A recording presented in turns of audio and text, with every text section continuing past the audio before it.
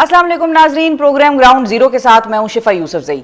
आज के सियासी मंजरनामे के तनाजुर में अगर अंग्रेजी का ये टाइटल बोला जाए कि क्यूरियस केस ऑफ पीटीआई तो शायद गलत ना होगा। एक ऐसी सियासी जमात जो कि अपोजिशन में होने और दीगर तमाम अंदरूनी और बैरूनी मुश्किलात का शिकार होने के बावजूद पाकिस्तानी सियासत का न सिर्फ महवर है बल्कि हर तरह की खबरों की जद में है। 22 अगस्त का जलसा मनसूख करने का इशू हो या फिर अंदरूनी इख्तिलाफात, इस्टेब्लिशमेंट के साथ राब्तों की बात हो या फिर जेल में कैद इमरान खान की गाहे बगाहे सामने आने वाले मुख्तलिफ स्टेटमेंट्स या मौक़िफ़, पीटीआई इस वक्त एक बहुत दिलचस्प सियासी केस स्टडी बन चुकी है। अगर गौर से जायजा लिया जाए तो इस वक्त पीटीआई के अहम चैलेंजेस हैं जो हम मोटे मोटे आइडेंटिफाई कर सकते हैं। सबसे पहला चैलेंज ये है कि इस वक्त पार्टी की जो फैसला साजी है और क़यादत, उस पर उसके कारकुनों का बज़ाहिर डगमगाता है एतमाद। 22 अगस्त का जलसा मनसूख किए जाने के बाद पार्टी कारकुनान न सिर्फ अपने गुस्से का इजहार करते रहे बल्कि अब ये मुतालबा भी कर रहे हैं कि पार्टी क़यादत इस पर हलफ दे कि जलसा इमरान खान के ही कहने पर मुलतवी हुआ और 8 सितंबर का जलसा हर सूरत होगा। दूसरा चैलेंज पीटीआई के लिए अंदरूनी इख्तिलाफात हैं जो किसी सूरत कम होते दिखाई नहीं दे रहे और अब वज़ीर आला खैबर पख्तूनख्वा अली अमीन गंडापुर ने पार्टी फैसलों से इख्तिलाफ करने पर आतिफ खान और शेर अली अरबाब को उनके पार्टी ओहदों से भी फारिग कर दिया। तीसरा चैलेंज इमरान खान की जेल में मुसलसल मौजूदगी है और उनकी रिहाई ना होना है जो कि पार्टी फैसलों में कन्फ्यूजन और इख्तिलाफात की वजह भी बन रहा है। चौथा चैलेंज 9 मई बयानिए का 15 माह का अरसा गुजर जाने के बावजूद पीटीआई का पीछा करना है और इस्टेब्लिशमेंट के साथ ताल्लुकात में बेहतरी ना आना है। और पांचवा और आखिरी चैलेंज पीटीआई का अपोजिशन इत्तेहाद में किरदार और मौलाना फजल रहमान का इसमें रस्मी तौर पर शामिल होना या ना होने का फैसला है, जिस पर अभी तक ना तो कोई पेशरफ्त हुई है और ना ही अपोजिशन इत्तेहाद पूरी कुव्वत के साथ सड़क पर दिखाई दिया है। पीटीआई इन 5 बड़े चैलेंजेस सीखने जा रही है और आगे का लाएअमल क्या है, इस पर बात करने के लिए हमारे साथ मौजूद हैं पाकिस्तान तहरीक इंसाफ के सीनियर रहनुमा और कौमी असम्बली में अपोजिशन लीडर उमर अयूब खान साहब। अस्सलाम वालेकुम उमर साहब। Good to have you sir, thank you for your time. सबसे पहले तो ये बताइए कि जो 22 अगस्त का जलसा था उस पर तो बहुत बात भी हुई लेकिन स्टिल मतलब it keeps coming back to the tables of discussions कि वो किसके कहने पर मुलतवी हुई, क्या आया इमरान खान साहब ने कराया, और अगर इमरान खान साहब नहीं कराया तो फिर वज़ीर आला खैबर पख्तूनख्वा ये क्यों दावा करते रहे कि सबसे पहले उनसे रब्ता किया गया किसी और की जानिब से, फिर उन्होंने खान साहब को कॉन्फिडेंस में लिया और बताया कि भाई बाहर की सिचुएशन क्या है, ये क्या मुअम्मा था, आपके ख्याल में क्या हुआ? बिस्मिल्लाहिर्रहमानिर्रहीम। देखें जी, सबसे पहले तो आज देखें, आज हो गई है 27 तारीख, 22 अगस्त गुजर गई। कितने दिन गुजर गए? 5 दिन गुजर गए। न्यूज़ के उसमें न्यूज़ मीडिया के दुनिया में आप देखें तो एक न्यूज़ या चल रही है तो इसका मतलब है पीटीआई की कोई वक़्त है तो चल रही है ना। वो तो I just mentioned everything is all about PTI, ठीक है ना, हर चीज गुड और बैड है। PTI centre of gravity. अच्छा, कोई ऊट पटांग पार्टी होती, कुछ होता तो किसी, इसीलिए तो हमने कहा curious case of PTI. Umar साहब, सबसे पहली बात ये जी कि हम लोग बिल्कुल तैयार थे। मशीनरी मैं आपको उससे पहले लेके जाता हूँ। 25 मई और 24 मई 2022 उसकी रात को सीएम हाउस केपी में मैं था। वज़ीर आज़म इमरान खान साहब थे वहाँ पे और उन्होंने हुक्म दिया था कि रास्ते खोलने चाहिए और हमने रास्ते खोले। सही है। और जिस तरह हमने खोले थे जोर लगा के और हमने ये कंटेनर्स को साइड पे किया, टीयर गैस शेलिंग खाई, लाठियाँ खाई, रबर बुलेट्स खाई, मतलब टीयर गैस के गोले खाए साथियों ने, और हमने वो रास्ता खोला और उसके बाद ठीक ठाक लाठी चार्ज हुई। उसकी आज भी मेरा कान का पर्दा उसकी वजह से फटा हुआ है। आप पे तो तशद्दुद भी खासा हुआ। लाठी लगी थी, उड़ गया, हेयरिंग उड़ गई थी। उसके बाद इस बार उससे ज़्यादा कुव्वत के साथ हम लोग आ रहे थे और हमारे पास मशीनरी भी अली अमीन खान ने बेहतरीन काम किया था। वो मशीनरी सारी सेट की थी स्वाबी के मुकाम पे जहाँ पे अटक आता है जीरो लाइन पे हमारे केपी और पंजाब के बॉर्डर पे। तो उसके बाद सुबह जिस वक्त मैं यहाँ पे था तो सीएम हाउस में गया तो वहाँ पे पता लग गया कि जी जलसा जो है वो आगे चला गया। बुनियादी वजह ये थी कि सुप्रीम कोर्ट में केस लगा हुआ था ख़त्म नबूवत के हवाले से, मुबारक सानी केस। और वज़ीर आज़म साहब हम सारे आशिक़ रसूल हैं और सरकार दो आलम नबी करीम मोहम्मद सल्लल्लाहु अलैहि वसल्लम, उनके ख़त्म नबूवत के हवाले से केस था। वज़ीर आज़म साहब इमरान खान साहब ने डिसाइड किया कि यहाँ पे जलसा भी हो रहा हो और यहाँ पे भी ये चल रहा हो और यहाँ पे लोगों का कट हो और खुदा न खास्ता कोई चीज़ होती है तो वो सारे का सारा जो अटेंशन है वो यहाँ से सुप्रीम कोर्ट से हट जाएगा, जलसे होते रहेंगे, ये ज़्यादा ज़रूरी है। तो उन्होंने फिर हुक्म किया کہ آپ جلسہ پوسٹ پون کر دیں. انہوں نے میڈیا پہ یہ بات کی تو وہ چیز تو ختم ہو گئی. تو یعنی کہ علی امین صاحب کی بات کا یا جو بھی وہ دعویٰ کرتے ہیں کہ ہمیں اسٹیبلشمنٹ نے کہا اور پھر ہم نے جلسہ منسوخ کرایا، اس کی آپ نفی کرتے ہیں؟ نہیں، انہوں نے کبھی یہ نہیں کہا کہ ہمیں اسٹیبلشمنٹ نے کہا. انہوں نے کہا جی وزیر اعظم عمران خان، میں خود وہیں پہ تھا، ساری چیزیں سامنے ہوئیں اور وزیر اعظم عمران خان صاحب نے خود بلایا. کس طرح بلایا، کیسے بلایا، وہ ہمیں نہیں معلوم. لیکن عمر صاحب وہ تو یہ کہہ رہے ہیں علی امین صاحب کہ مجھ سے رابطہ ہوا تھا اور میں نے یہ پیغام آگے پہنچایا خان صاحب کو. دیکھیں انہوں نے، یا ظاہری بات چیف منسٹر وہ ہیں، پر پیغام یا جیل اتھارٹیز نے خان صاحب سے بات کی ہوگی. ابھی آپ خود اندازہ لگا سکتے ہیں کہ جیل اتھارٹیز نے خان صاحب کو جو انفارمیشن گئی ہے اس لیے انہوں نے کہا کہ اعظم خان سواتی صاحب اور بلواؤ ان کو بیرسٹر گور صاحب. اعظم خان سواتی صاحب کو آپ کو معلوم ہے ان کے اوپر کتنا تشدد ہوا، کیا کچھ ہوا، کس اذیت سے نہیں گزرے. بالکل. تو وہ ایک وائس ہے، پارٹی کی سینئر وائس ہے.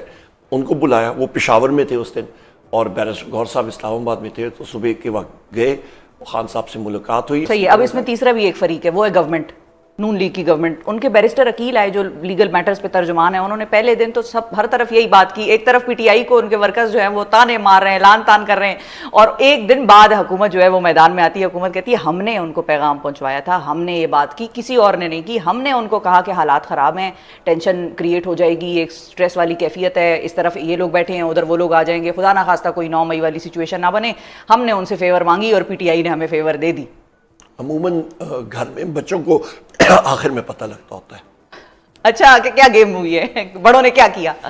میں وہی پوچھنا چاہنی ہوں عمر صاحب کہ ادھر بڑے دو کون تھے، کون سے؟ ایک بڑا تو خان صاحب ہیں، ایک بڑا تو خان صاحب ہیں. تو بس بات ختم ہو گئی. ٹھیک ہے. لیکن ایک اور چیز بھی ہے اس میں، جو دو فریقین ہیں، ایک مین پی ٹی آئی، ایک گورنمنٹ، اور تیسرے اسٹیبلشمنٹ کو بھی ہم رکھیں گے. کچھ لوگوں نے اس چیز کو سیلیبریٹ کرنا باقاعدہ شروع کر دیا. اس پہ وہ غائبانہ مٹھائیاں کھا لیں کہ پی ٹی آئی کا اسٹیبلشمنٹ کے ساتھ کوئی ہلکا پھلکا رابطہ ہوا ہے، پی ٹی آئی نے ان کو فیسیلیٹیٹ کیا ہے، تھوڑا فیور دیا ہے، اور وہ بھی بدلے میں کہیں نہ کہیں وہ گیو اینڈ ٹیک والا معاملہ کہیں ہلکا پھلکا چل جائے گا. اور اسی بات پہ گورنمنٹ کو ٹینشن بھی ہو گئی.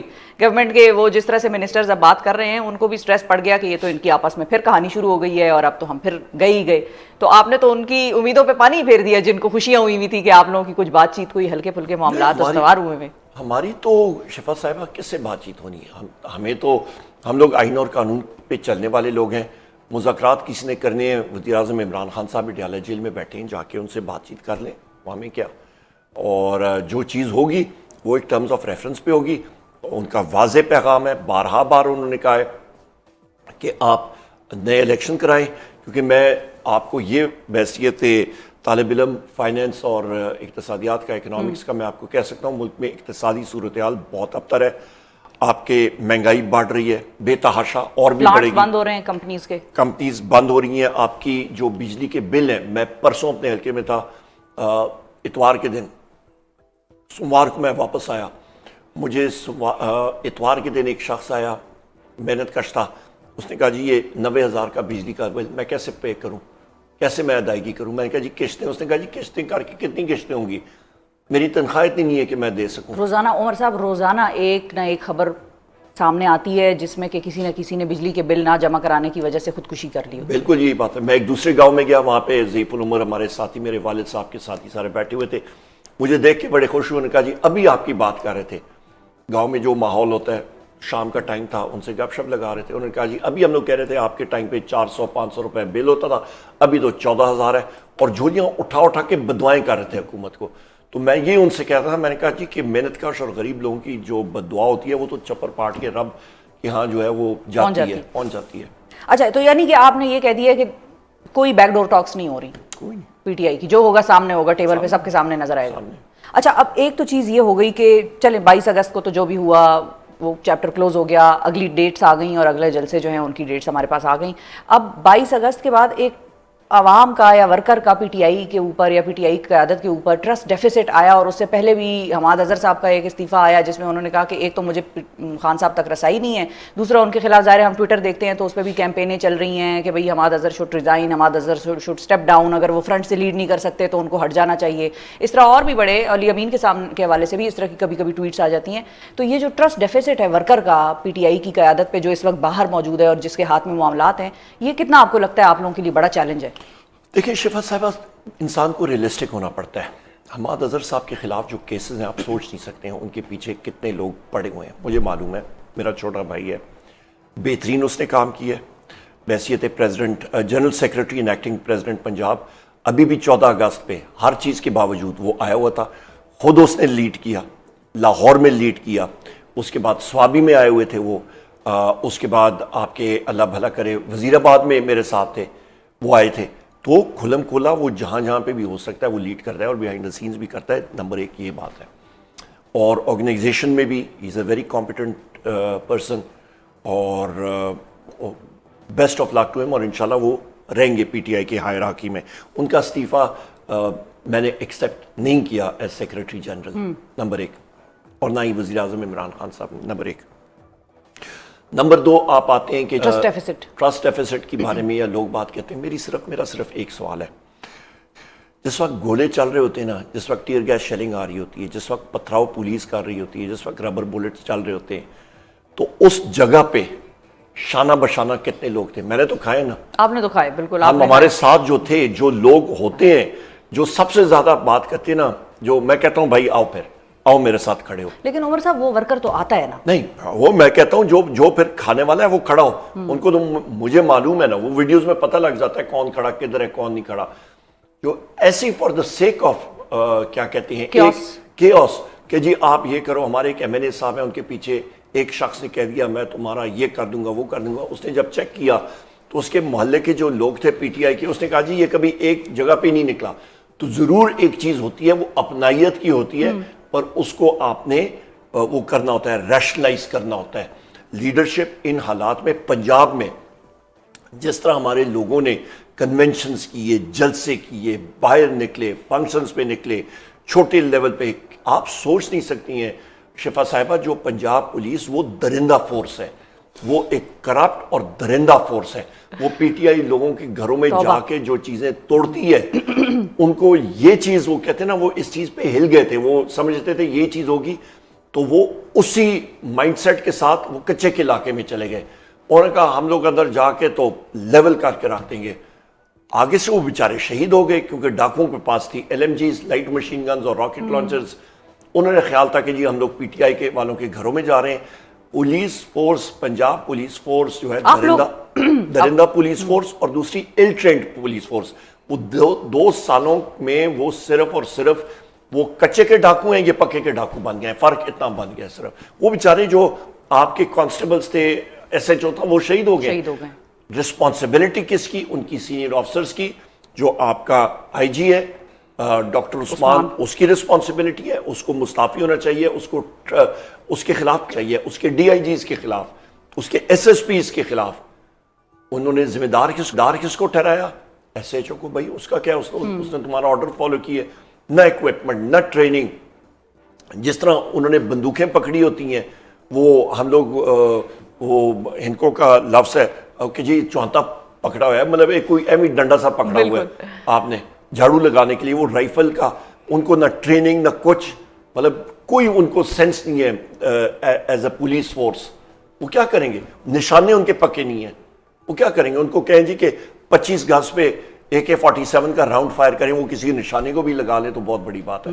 L trained force. بالکل. اچھا, لیکن ایک چیز اور بھی ہے عمر صاحب کہ یہ سارے جلسے وغیرہ تو چلیں آپ لوگوں کے جو بھی منسوخ ہوئے یا جو بھی پارٹی قیادت کے فیصلے ہو رہے ہیں کہ بھائی کوئی استعفیٰ دے رہا ہے, کوئی کہتا ہے میں نہیں لیڈ کر سکتا, لیکن جب حماد اظہر صاحب یہ کہتے ہیں کہ مجھے خان تک رسائی نہیں ہے, تو وہ کس کے حوالے سے بات کر رہے ہیں؟ وہ پھر ظاہر ہے پارٹی کے کسی ایسے شخص کے بارے میں بات کر رہے ہیں جو کہ خان تک پہنچتا ہے, اور ان کا میسج نہیں پہنچا رہا شاید, کیونکہ وہ خود تو آپ نے جس طرح سے کہا ان پر کیسز ہیں, وہ باہر نہیں آ سکتے, اڈیالہ جیل خود تو نہیں آ سکتے, تو ہی must be giving his messages کہ کنوے کر دے کوئی جا کر خان صاحب کو.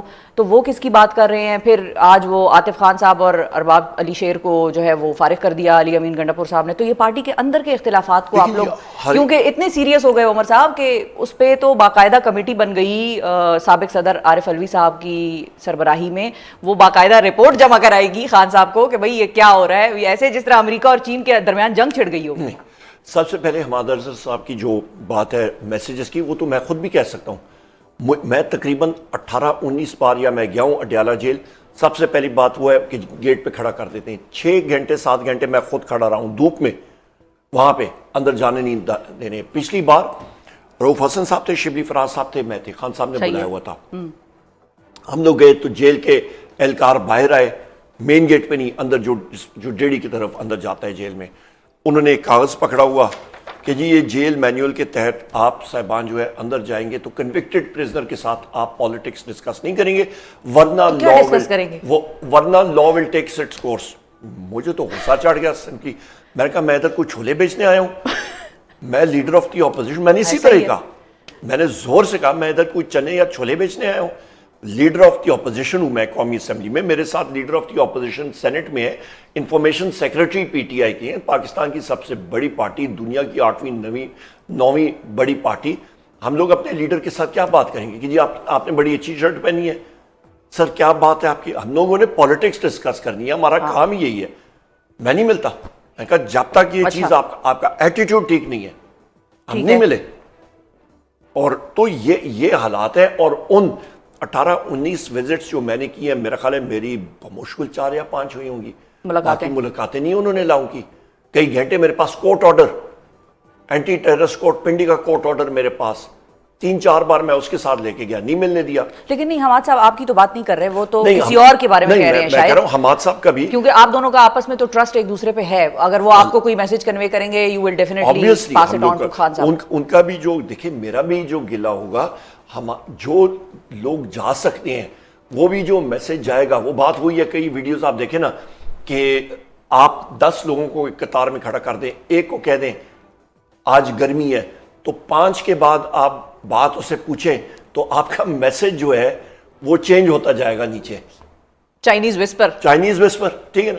इसी तरह आपके पास आप एक शख्स को फोन करके बताएंगे, दूसरे को बताएंगे, तीसरे को, तो जो मैसेज वहां पे जा रहा है, और जिस एनवायरनमेंट में खान साहब होते हैं, या तो हमारा 6 लोग आप एक कमरे में बिठा देते हैं, 15-20 मिनटों के बाद पुलिस वाले अंदर आ जाते हैं, एक पुलिस वाला वहां पे बैठा होता है, 2 इधर साइड पे बैठे होते हैं, आपका 15 मिनट बाद आ जाते हैं, सर टाइम खत्म हो गया, और हमारी उनके साथ झड़प होती है।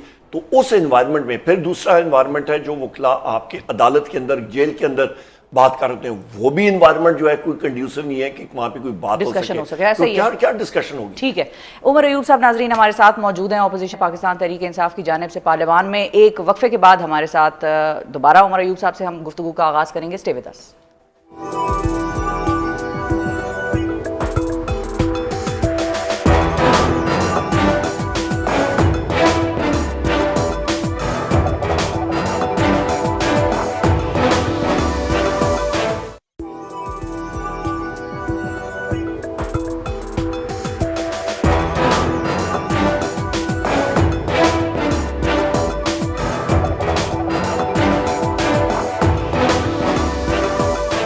वेलकम बैक नाजरीन। पाकिस्तान तहरीक इंसाफ के चैलेंजेस के हवाले से बात हो रही है और किस तरह से इन चैलेंजेस को सुलझाना है। उमर अयूब साहब नाजरीन हमारे साथ मौजूद हैं, अपोजिशन लीडर हैं।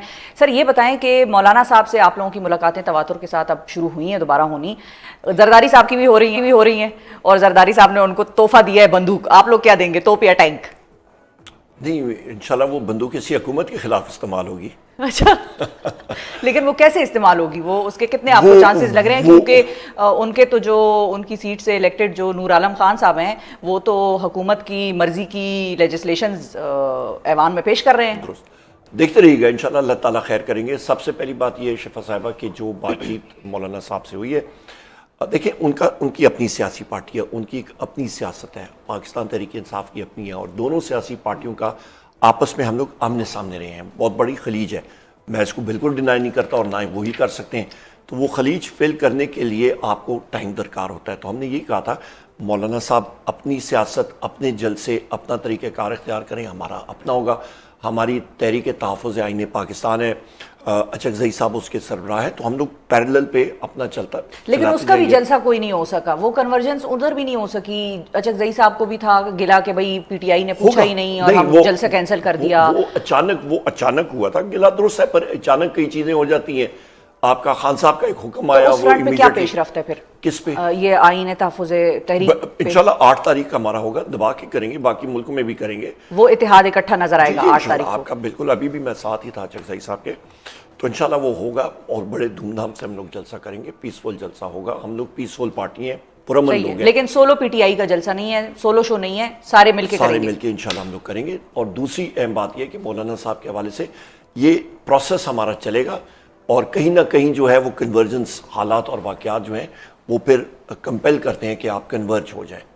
اور جس طرح میں نے کہا کہ اقتصادی صورتحال, بجلی کا بل, گیس کا بل, اقتصادی صورتحال, آپ کی ڈیمانڈ جو آپ کی بجلی کی ہے, گیس کی ہے, وہ ڈراپ ہو رہی ہے کیونکہ آپ کی آف ٹیک نہیں ہے, آپ کے بجلی کے ریٹ زیادہ چل رہے ہیں, آپ کی کیپیسٹی پیمنٹ جا رہی ہیں, بجلی کے بل مہنگے ہو رہے ہیں, کاروبار آپ کا بند.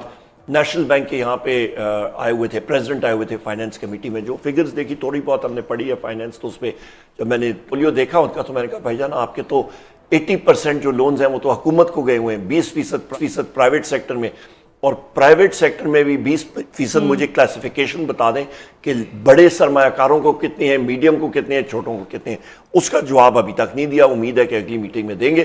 پر جو کنٹینشن ہماری ہے اور بجٹ جو انہوں نے فائنینس پہ کیا 8500 ارب روپے کا جو خسارہ ہے وہ 92% جو ہے وہ بینکوں سے اور اسٹیٹ بینک سے قرضہ لے کے پورا کریں گے. تو کون سی معیشت, کیا یہ کر رہے ہیں؟ دوست ممالک نے جھنڈی دکھا دی ہے, ان کا جی پہلے اپنا گھر ٹھیک کرو اس کے بعد ہم لوگ کوئی بات چیت کریں گے.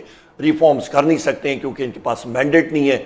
خود صرف ان کا ایک چیز ہے, یہاں پہ اناؤنس کرتے ہیں جی کہ بڑے دھوم دھام سے 45 ارب روپے کی بجلی کی سبسڈی, اور ایگزیکٹلی 24 گھنٹے بعد نیپرا جو بجلی کا ریگولیٹر ہے, national electric power regulatory authority, وہ کہتا ہے جی 55 ارب روپے مزید ہم لوگ پاور سیکٹر سے لیں گے, بجلی کے بل زیادہ کرنے ہیں. تو 45 ارب کا اعلان ہوا, 55 ارب انہوں نے زیادہ کر دیا, اور قیمت بڑھ بھی گئی, اس کے اور بعد قیمت بڑھ گئی. تو یہ تو ان کا حال ہے. اور بل میں پنجاب میں جو بل ابھی آئے لوگ چیخ رہے ہیں کیونکہ بل زیادہ ہو گئے. جی کون سی سبسڈی کدھر گئی؟ اچھا اب عمر ایوب صاحب یہ بھی بتائیے. سوری آخری بات اس کے حوالے سے, انہوں نے پھر اخبار میں اس سے 2 دن جب یہ ہوا تو میں نے کہا تھا ابھی اس پہ اخباروں کے آدھے پیج کے ایڈ آئیں گے اور ٹی وی چینلز پہ میڈیا کو ہوگا, آپ کی میڈیا کے مالکان کی جیبوں میں بہت سارا ڈھیر سارا پیسہ جائے گا, پرنٹ میڈیا کے مالکان کی جیبوں میں ڈھیر سارا پیسہ جائے گا, پر جو پروفیشنلز ہیں ان کی جیب میں کچھ نہیں جانے والا.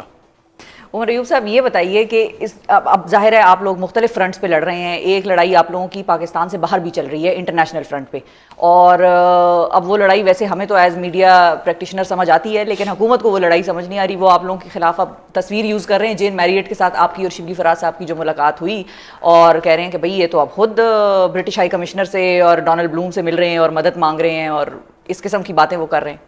تو آپ لوگوں کی ان میٹنگز میں کیا بات ہو رہی ہے, اور دنیا میں اب آپ لوگوں کا موقف کیا ہے جو آفیشیلی جا رہا ہے؟ جین میریٹ صاحبہ نے برٹش ہائی کمشنر ہے پاکستان نے ایک ڈنر پہ بلایا, بلکہ 2 بار ڈنر میں بلایا. جو بات چیت ہوتی ہے ملک کے حوالے سے وہ بات چیت ہوئی, پولیٹیکل سچویشن کے بارے میں, اکنامک سچویشن کے حوالے سے, اور وہ چاہتے ہیں کہ جی ملک میں اقتصادی استحکام آنا چاہیے. وجہ کیونکہ وہ لوگ بھی IMF اور ورلڈ بینک اور ان لوگوں کے ساتھ انکلوز ہیں. ڈیفڈ جو ہے انویسٹرز بھی ہیں, وہ یہاں پہ پیسہ دیتے ہیں, تو ظاہری بات ہے وہ پوچھتے ہیں, وہ ہر مکتبہ فکر سے پوچھتے ہیں. اور میں اکنامک افیئرز کا منسٹر رہ چکا ہوں, انرجی منسٹر, فائنینس میں رہا ہوں, ECC کا الحمدللہ میں چیئرمین رہا ہوں, تو لہٰذا وہ اپنی انڈرسٹینڈنگ کے لیے وہ پوچھتے ہیں.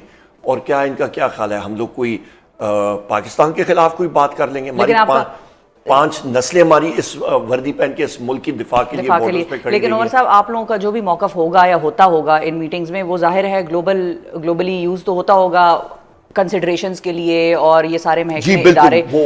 مطلب وہ موقف ایگزیکٹلی میں آپ کو بتاتا ہوں کیا ہے. آئین اور قانون کی پاسداری ہونی چاہیے, رول آف لا ملک میں ہونا چاہیے, دیٹس اٹ. اور کیا ہے, فارم 47 جو ہے وہ خود ایمبیسڈرز اور سارے لوگ کہتے ہیں کہ جی ہم نے خود دیکھا رزلٹ ایک آ رہا تھا, رات کو PTI سویپ کر رہی تھی, اگلے دن جو ہے وہ الٹ ہو گیا فارم 47, اور ہنستے ہیں, کہتے ہیں یہ کیسے ہو گیا. خود ہنستے ہیں, خود مذاق کرتے ہیں کہ جی یہ کوئی چھپی ڈکی بات ہے, اس پہ خدا نخواستہ اینٹی پاکستان کون سی بات ہے. یہ تو فیکٹ یہ تو کیس فیکٹ ہے. جو میں بات یہاں پہ کر رہا ہوں, میڈیا میں کر رہا ہوں, آپ کے ساتھ کر رہا ہوں, یہی بات میں قومی اسمبلی میں کرتا ہوں, یہی بات میں کسی انٹرویو میں کرتا ہوں, اور یہی بات میں کرتا رہوں گا. جو فیکٹ ہے وہ فیکٹ ہے. ٹھیک ہے.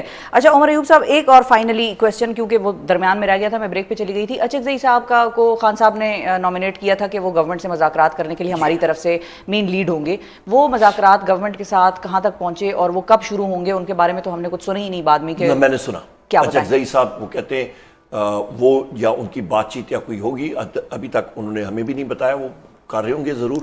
وہ ایک بڑے تجربہ کار سیاستدان ہیں، ان کو میں نے بڑے عرصے سے دیکھا ہے اور میں ان کی نہایت دل سے رسپیکٹ کرتا ہوں. میرے والد محترم مرحوم کے ساتھ غوریب خان صاحب کے ساتھ انہوں نے ٹائم گزارا، میری والدہ کے ساتھ ہم لوگ سارے کولیگز رہے، تو لہٰذا جو وہ کر رہے ہوں گے بیک ڈور ڈپلومیسی میں جس وقت کوئی میچور ہوتی ہے چیز وہ سامنے لائیں گے. بہت شکریہ ادا کریں گے عمر ایوب صاحب. ناظرین ہمارے ساتھ موجود تھے، لیڈر ہیں پاکستان تحریک انصاف کی جانب سے پارلیمان میں، اور دو باتوں پہ بڑی کلیئر وضاحت انہوں نے دے دی. ایک تو یہ کہ بندوق جو مولانا صاحب کو ملی ہے زرداری صاحب کی طرف سے وہ حکومت کے خلاف خود ہی استعمال ہوگی، اور دوسرا یہ کہ کسی قسم کے پاکستان تحریک انصاف کے اسٹیبلشمنٹ کے ساتھ بیک ڈور رابطے نہیں ہیں. جو کچھ ہوگا سب کے سامنے ہوگا اور طریقے سے ہم آئین اور قانون کی پاسداری کی بات کرتے ہیں، اور یہی موقف ہمارا دنیا میں بھیجنے کے لیے بھی، ہم امبیسڈر سے جب بات کریں یا کسی بیرون ملک شخص سے بات کریں تو اس کے لیے بھی ہمارا یہی موقف ہے. اور بہت شکریہ ادا کریں گے عمر صاحب. ناظرین وقفے کے بعد کچھ بات کریں گے پاکستان مسلم لیگ نواز کی، کہ کون سے ایسے لیڈران ہیں جنہوں نے پاکستان مسلم لیگ نواز کو چھوڑا ریسنٹ دنوں میں، حالیہ ٹائمز میں، اور وہ اس کی وجہ کیا بنی، کیا چپکلش وہاں پر چل رہی ہے. پی ٹی آئی کی ان فائٹنگ کے حوالے سے ہم بہت بات کرتے ہیں، لیکن پاکستان مسلم لیگ نواز میں بھی ہر چیز ہنکی ڈوری نہیں ہے، وہاں پر بھی اختلافات ہیں. وہ کس طرح سے ڈیل کر رہے ہیں اپنے لیڈران کے ساتھ، اس پر بات ہوگی ایک وقفے کے بعد.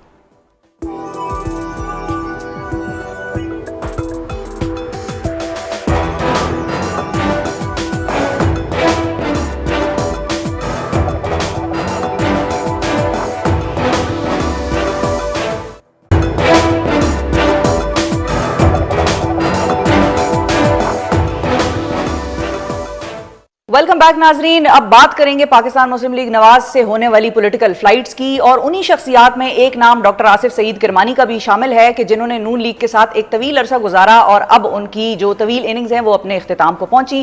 وجہ کیا بنی، کیوں لوگ پاکستان مسلم لیگ نواز کو چھوڑ کے جا رہے ہیں، اتنی ناراضگیاں اس سیاسی جماعت میں کیوں دیکھی جا رہی ہیں، اسی حوالے سے ہم بات کریں گے. ہمارے ساتھ سابق سینیٹر پاکستان مسلم لیگ نواز اور سینئر سیاستدان ڈاکٹر آصف کرمانی موجود. السلام علیکم ڈاکٹر صاحب.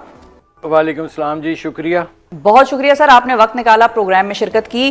ووٹ کو عزت دو کا نعرہ لگایا نواز شریف صاحب نے، اور آپ لوگوں نے سمیت آپ لوگوں نے پارٹی سے ہی استعفے دے دیے، کیا وجہ بنی؟ آپ نے جو فرمایا ووٹ عزت دو کا نعرہ، وہ جب نعرہ ختم ہو گیا تو پھر نیریٹو بھی ختم ہو گیا، پھر پارٹی کا بھی جو حال ہوا وہ آپ کے سامنے ہے.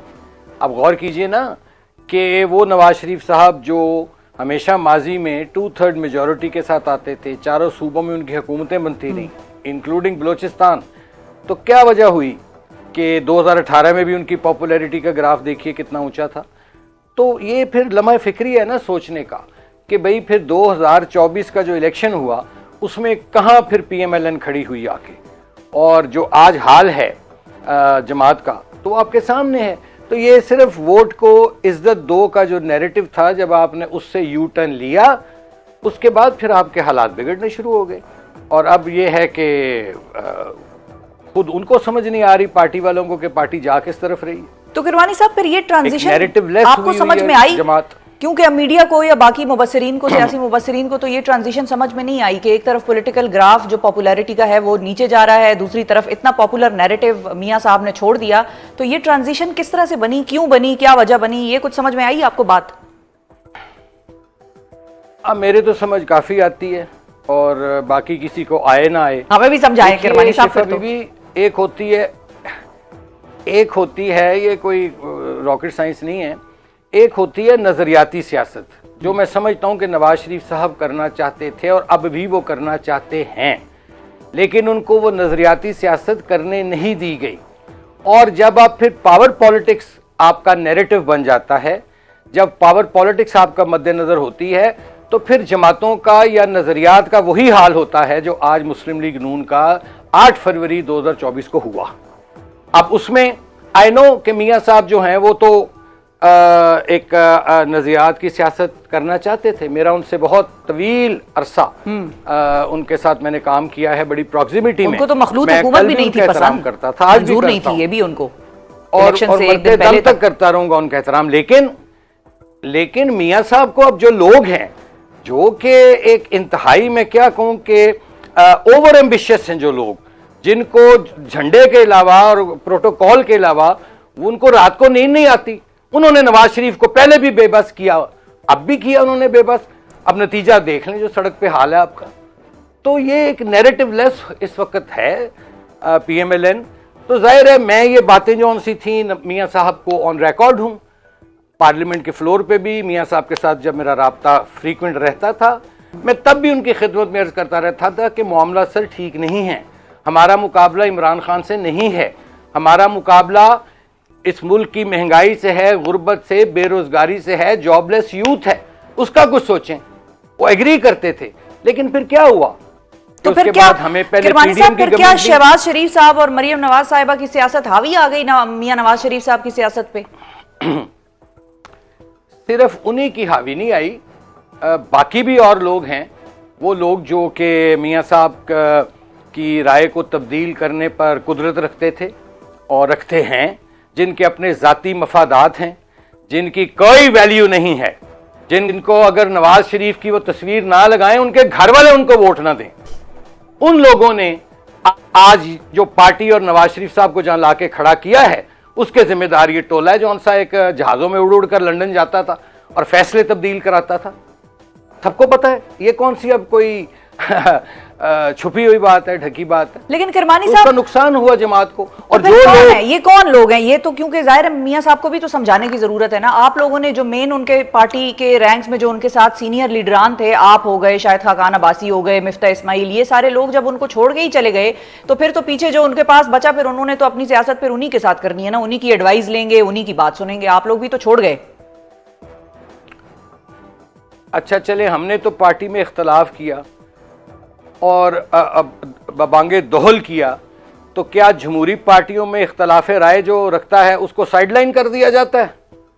جب ایسے لوگوں کو جو صاحب الرائے تھے، جن لوگوں کا اپنے نام لیا، شاہد صاحب کا بھی جی، اور بھی مہتاب صاحب کا بھی، جو صاحب الرائے لوگ تھے، جن کی قربانیاں ہیں، سیکریفائزز ہیں، تو وہ میرے سے تو وہ سینئر لوگ تھے۔